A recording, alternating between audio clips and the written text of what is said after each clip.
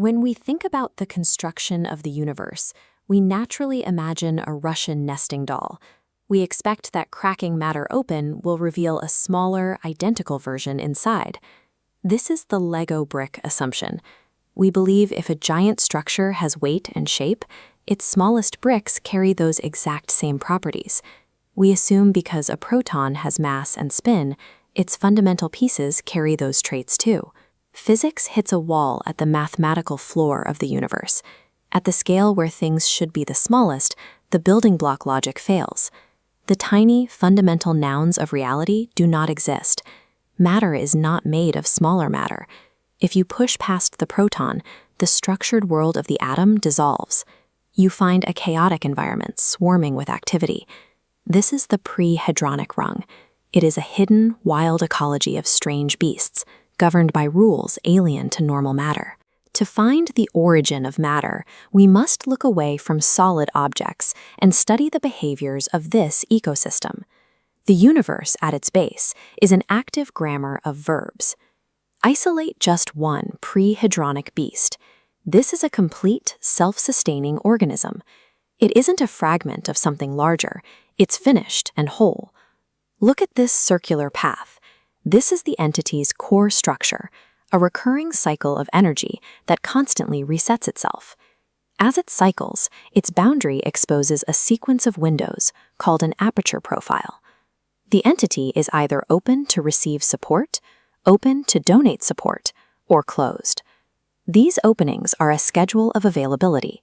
They are transient opportunities for interaction, appearing and disappearing as the beast maintains its internal balance. A fundamental entity is defined by this interaction schedule. Its identity is its rhythm. These beasts carry spare capacity, or slack. When two of them meet, they use this slack to trade units of support, essentially outsourcing their internal maintenance to each other. In this diagram, two cycles overlap. They lock into a shared rhythm, trading support back and forth through their open gates to stay stable. However, these cadences rarely match perfectly. Every rotation creates a tiny accounting error, leaving a ledger imbalance. To survive, the network launches a constant flurry of internal repair traffic. This creates a retained burden, a state where entities are preoccupied with their own internal bookkeeping. This preoccupation creates the property we call mass. Because the entities are busy repairing their internal connection, they are slower to respond to an outside push. Mass is subatomic latency, the measurable resistance created by a network struggling to maintain its own balance. If these individual loops are symmetric and featureless, how do they produce directional traits like spin? We see the answer in this top-down map of a transaction. The exchange must follow a strict order. Beast A donates to Beast B, then B returns a unit to A.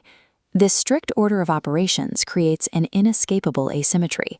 A direction emerges in the exchange that was never present in the individual beasts. Spin is the collective circulation of that exchange. Physical properties are social behaviors. Zooming out reveals thousands of these strange beasts locking into complex networks, compounding their repair traffic and exchange cycles into a single, stable system. These buzzing transactional networks are the protons and neutrons that build our world. The familiar concepts of particle physics, mass, spin, charge, are collective closure invariants. They are stable patterns that only exist at the level of the group. Matter forms from these locked entities. It is the shadow cast by the network.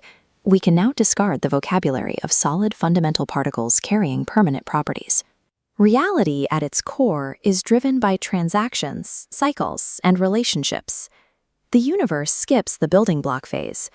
Matter is the illusion cast by an ecology of strange beasts, maintaining their balance in the dark.